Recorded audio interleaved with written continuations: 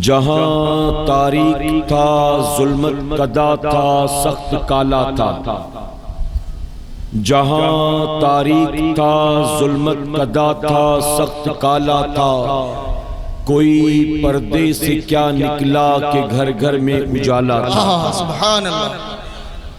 اور صبح طیبہ میں ہوئی بٹتا ہے باڑا نور کا، صبح طیبہ میں ہوئی بٹتا ہے باڑا نور کا، صدقہ لینے نور کا آیا ہے تارا نور کا۔ سبحان اللہ سبحان اللہ۔ حضور اکرم صلی اللہ علیہ وسلم کی پھوپھی جان کہتی ہیں کہ جب آمنہ کے گھر بچے کی ولادت کا وقت قریب آیا، اتفاق سے میں ان کے کمرے میں داخل ہو گئی۔ جب میں ان کے کمرے میں گئی تو میں دیکھ کر حیران تھی کہ آمنہ کے کمرے کے در و دیوار تو نظر آتے تھے، لیکن آمنہ کے کمرے کی چھت مجھے نظر نہیں آ رہی تھی۔ آپ فرماتی ہیں کہ میں نے دیکھا در و دیوار تو صحیح سلامت تھی، لیکن آمنہ کی چھت نظر نہیں آتی، بلکہ ان کے کمرے سے مجھے صاف صاف آسمان نظر آ رہا تھا۔ آگے فرماتی ہیں کہ ابھی میں آسمان کو دیکھ ہی رہی تھی کہ اچانک میں نے دیکھا آسمان کے ستارے آسمان سے ٹوٹ ٹوٹ کر زمین کی طرف آنے لگے، اور وہ بھی زمین پر کہیں اور نہیں۔ ایسا محسوس ہوا جیسے کہ سارے ستارے آمنہ کے کمرے کی طرف چلے آتے ہیں۔ آپ فرماتی میں گھبرا گئی، کہیں کوئی ستارہ مجھ پر نہ گر جائے، اگر گر گیا تو میں تو زخمی ہو جاؤں گی، میں تو ہلاک ہو جاؤں گی۔ میں آمنہ کے کمرے کی دیوار سے چپک گئی، یعنی چھپ گئی تاکہ کوئی ستارہ مجھ پر نہ گرے۔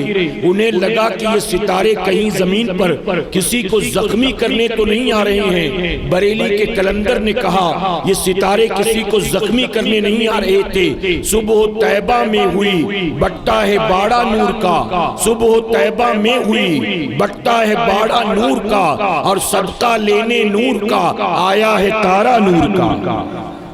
یہ گویا نور والے آقا سے نور کی خیرات لینے آ رہے تھے، اور میرے امام فرماتے میں گدا تو بادشاہ، میں گدا تو بادشاہ بھر دے پیالہ نور کا، میں گدا تو بادشاہ بھر دے پیالہ نور کا، نور دن دونا تیرا دے ڈال صدقہ نور کا۔ اور آگے فرماتے ہیں حضور کے آنے سے پہلے دنیا کا کیا حال تھا؟ فرماتے ہیں ناریوں کا دور تھا، دل جل رہا تھا نور کا، ناریوں کا دور تھا، دل جل رہا تھا نور کا، تم کو دیکھا ہو گیا ٹھنڈا کلیجہ نور کا۔ اور آج ہم اور آپ جن کا خصوصی خطاب سننے والے، آپ جانتے وہ کون ہے؟ اولاد غوث اعظم، اولاد علی، نبی کی آل ہے۔ اور ان کے بارے میں ہمارے امام نے ہمیں کیا عقیدہ دیا؟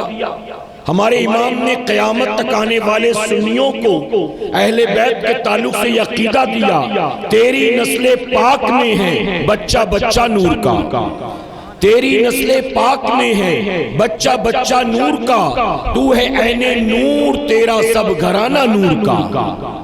میرے پیارے آقا علیہ الصلوۃ والتسلیم کے پیارے دیوانوں، میرے خیال سے پہلی مرتبہ آپ کا یہ تجربہ ہوگا زندگی میں کہ یو پی میں دوپہر کے وقت میں کوئی جلسہ ہو رہا ہوگا، بتائیے ہے نا؟ اس سے پہلے تو آپ نے بڑے جلسے اٹینڈ کیے ہوں گے، لیکن یوں دوپہر میں آپ کو نہیں بلایا گیا ہوگا، بلکہ یہاں تو راتوں کو جلسے کا چلن، اور پوری رات جلسے ہوتے ہوتے عشاء کے بعد آغاز ہوتا ہے، پھر نماز اذان فجر تک جلسہ جاری رہتا ہے۔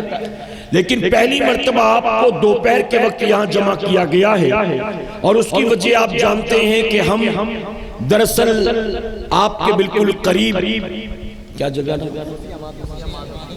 مادھو سنگھ گوسیا میں رات کو جو جلسہ ہونے والا ہے اس میں شرکت کے لیے حاضر ہیں، اور ہمارے کیف رضا بھائی ان کی محبت کی بنیاد ان کی دعوت پر یہاں آ گئے۔ میرے پیارے آقا علیہ السلام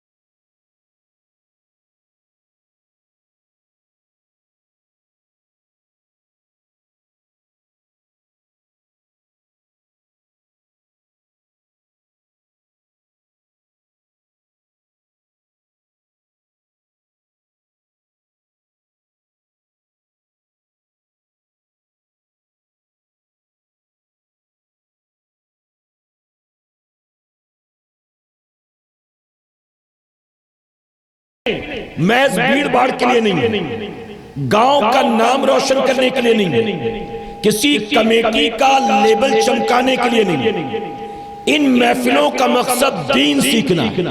اور میرے پیارے آقا کے پیروانوں، اگر ہم کانوں کے چسکے کے لیے آتے ہیں، اگر ہم یہاں صرف تفریح کی غرض سے آتے ہیں، تو یاد رکھیں ایک دو جلسہ نہیں، آپ پوری زندگی ہر گاؤں کا جلسہ اٹینڈ کرتے رہیں، لیکن اس کے باوجود آپ زیرو کے زیرو رہیں گے، دین کی ایک بات بھی آپ کے پلے پڑنے والی نہیں۔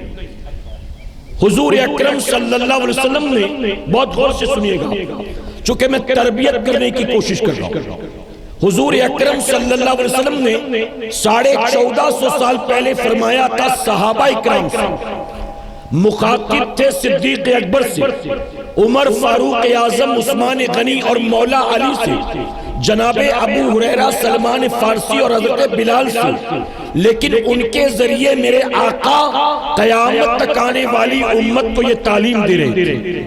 حضور اکرم صلی اللہ علیہ وسلم نے فرمایا کہ چار بننا، وہ کیا چار ہیں؟ نبی نے فرمایا یا تو عالم بنو، یا پھر طالب علم بنو، یعنی عالم بن جاؤ یا علم حاصل کرنے والے بنو، اسٹوڈنٹ بنو، یا پھر علماء کی محفل میں بیٹھنے والے بنو، ان کی گفتگو سننے والے بنو، ان کے خطابات سننے والے بنو، ان کے درس میں بیٹھنے والے بنو، جب وہ تفسیر بیان کریں تو سننے والے بنو۔ نبی نے فرمایا عالم بنو یا طالب علم بنو یا علماء کی محفل میں بیٹھنے والے بنو یا علماء سے محبت کرنے والے بنو۔ چاروں گنانے کے بعد نبی نے فرمایا ان چار میں سے ایک بننا، پانچواں مت بننا۔ پھر حضور نے وارننگ دی کہ پانچواں مت بننا ورنہ تم ہلاک ہو جاؤ، یعنی کامیابی ان چار میں سے ایک بننے میں، اور اگر پانچواں بنے تو کیا ہوگا؟ نبی نے پہلے ہی فرما دیا تم ہلاک ہو جاؤ۔ آج علماء کی موجودگی میں میں پوری ذمہ داری کے ساتھ یہ بات کہوں گا، آج مسلمانوں کی اکثریت پانچویں کیٹیگری کی بن گئی۔ بتائیے ہے کہ نہیں؟ یہاں جتنے بیٹھے، میں منبر رسول پر بیٹھے علماء کی بات نہیں، آپ کی اور اپنی بات کرتا ہوں، یہاں جتنے بیٹھے ہم میں سے کتنے عالم ہیں، ہم میں سے کتنے علم کے شوقین ہیں، ہم میں سے کتنے علماء کی محفل میں بیٹھنے والے ہیں، ہم میں سے کتنے علماء سے محبت کرنے والے ہیں۔ ہم نے تو یہ دیکھا پورے ہندوستان میں گھوم گھوم کر آج قوم مسلم کا حال یہ ہے، ان چاروں میں ہمارا شمار نہیں ہے، ہم پانچویں بنے بیٹھے ہیں۔ اور وہ پانچواں کیا ہے؟ ہم علماء کی نہ محفل میں بیٹھتے ہیں، نہ ان کی باتیں سنتے ہیں، نہ ان سے علم حاصل کرتے ہیں، نہ ان سے محبت کرتے ہیں، بلکہ ہفتے میں ایک بار جس امام کے پیچھے جمعہ کی 2 رکعت پڑھتے ہیں، پورے ہفتے اسی امام کو برا بھلا بھی کہتے رہتے ہیں۔ غلط تو نہیں کہہ رہا ہوں میں، پورے ہفتے اسی امام صاحب کو دیکھا، امام صاحب کو آج فجر میں نہیں تھے، جلسوں میں بہت جانے لگے، آج کل نماز میں ناغہ کرنے لگ گئے۔ یہ ساری باتیں کون کرتا ہے بھلا بتائیے؟ ہم اور آپ کرتے نا؟ اچھا کبھی کبھی مجھے یہ لگتا ہے ہم نماز میں جو کہتے ہیں نا پیچھے اس امام کے، توجہ ہے نا اپنا، ہم جب نماز پڑھتے نیت کرتے تو کیا کہتے ہیں؟ پیچھے اس امام کے۔ کچھ لوگوں کو لگتا ہے کہ صرف نماز ہی میں پیچھے نہیں، نماز کے بعد بھی امام صاحب کے پیچھے پڑے رہنا۔ کھاتے کیا ہیں؟ جاتے کہاں ہیں؟ آج کل اس کے ساتھ بہت اٹھنے بیٹھنے لگے، آج کل نمازوں کا ناغہ بڑا ہونے لگا، آج کل امام صاحب نے فلاں سے دوستی کر لی ہے، فلاں بہت آتا جاتا امام صاحب کے پاس، تو ایسا لگتا ہے کہ ہم نے یہ سوچ رکھا ہے کہ پیچھے اس امام سے مراد پوری زندگی اس کے پیچھے پڑے ہو۔ میرے پیارے آقا کے پیروانوں، نتیجہ کیا ہوگا؟ ہم اگر پانچویں کیٹیگری میں آ کر گریں گے تو حضور نے کیا فرمایا؟ ہلاک ہو جاؤ۔ اور آج قوم مسلم کی ہلاکت کی وجہ کیا ہے؟ آج قوم مسلم کی ہلاکت کی جو بھی وجہ ہیں ان میں سے ایک ریزن یہ بھی ہے کہ ہم اور آپ پانچویں کیٹیگری کے بن گئے۔ میں آپ سے کہتا ہوں، یہاں اس وقت تقریباً 5 گاؤں کے لوگ جمع ہوئے ہوں گے، کہیں سے 20 کہیں سے 40 کہیں سے 50 کہیں سے 100 جس کو اللہ نے توفیق دیا کر بیٹھے. میں آپ سے کہتا ہوں جو پانچوں گاؤں اس میدان کے آس پاس ایک سروے کیا گیا, آپ علماء کی قیادت میں یا ایک نئی کمیٹی بنا کر سروے کریں. کیا سروے؟ ایک فارم تیار کریں اور گھر گھر وہ فارم لے جائیں, ہر مسلمان کے گھر لے جائیں اور پوچھیں کہ گھر میں کتنے لوگ رہتے ہیں.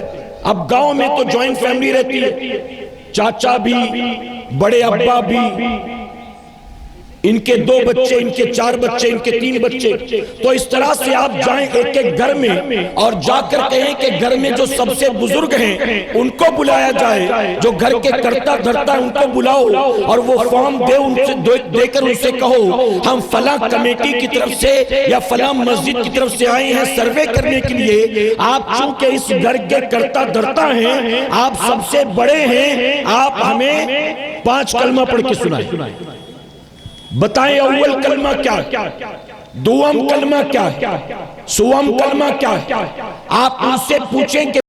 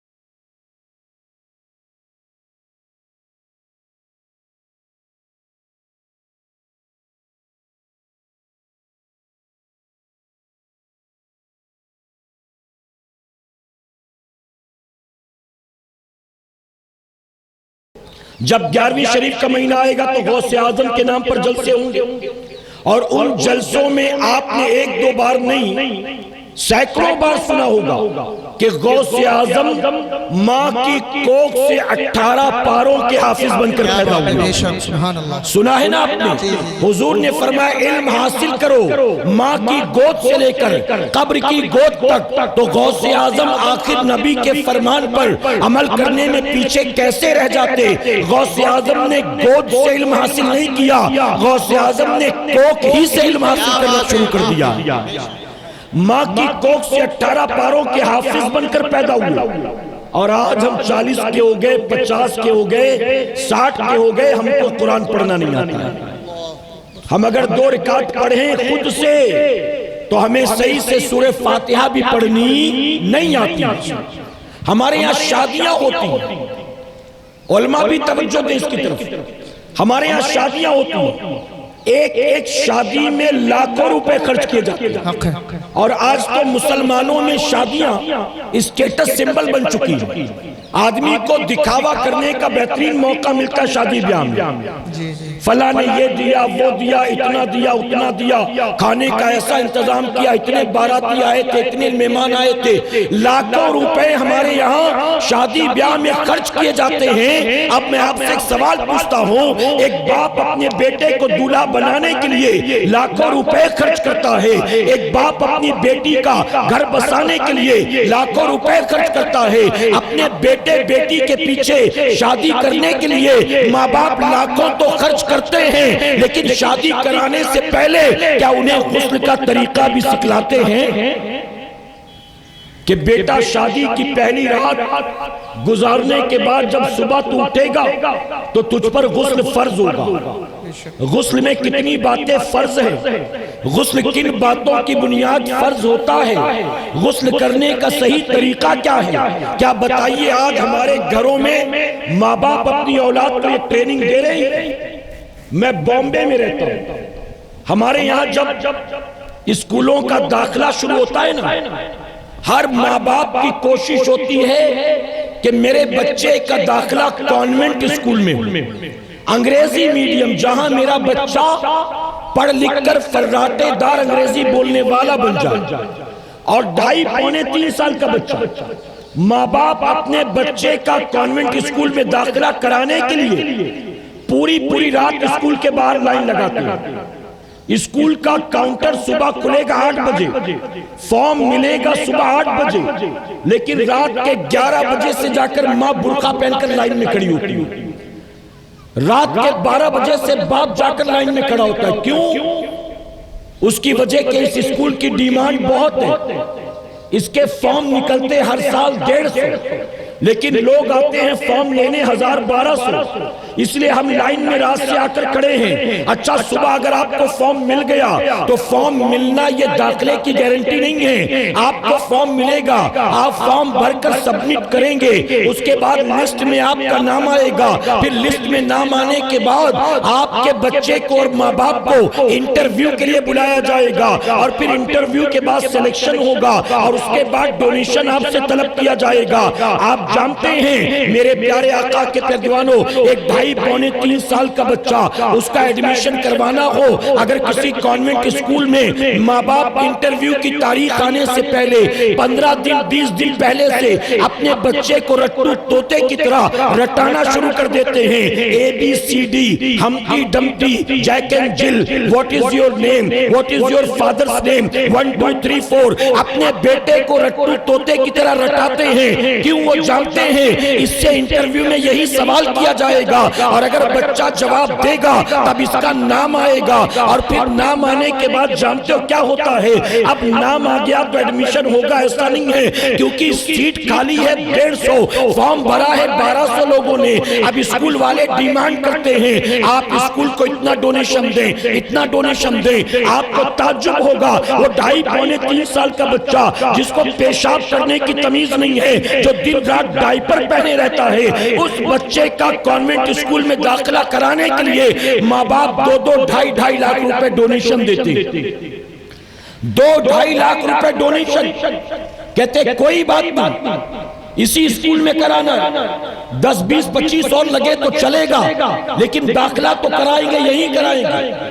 اب 2.5-3 لاکھ روپے بھرے، اس کے باوجود ہر مہینے 1800 2000 2200 فیس کے بھرنے، پھر پروجیکٹ کے نام پر الگ۔ بچے کو اسکول سے مینو ملتا ہے، منڈے کو ٹفن میں یہ ہونا چاہیے، ٹیوزڈے کو ٹفن میں یہ ہونا چاہیے، ویڈنسڈے کو ٹفن میں یہ ہونا چاہیے۔ آپ چاکلیٹ نہیں دے سکتے ٹفن میں، آپ کیک نہیں دے سکتے ٹفن میں، آپ نوڈل نہیں دے سکتے ٹفن میں۔ اس طرح سے مینو ڈیسائیڈ ہوتا ہے اور گھر والے اس کو بھی فالو کرتے ہیں۔ میرے پیارے آقا کے پیروانوں، پھر وقتاً فوقتاً پروجیکٹ کے نام پر 2000 جمع کرا دیجئے، 800 روپے جمع کرا دیجئے۔ بس کہنا مقصد یہ ہے، ایک بچہ جس کو پیشاب کرنے کی تمیز نہیں ہے، اس کا نرسری اور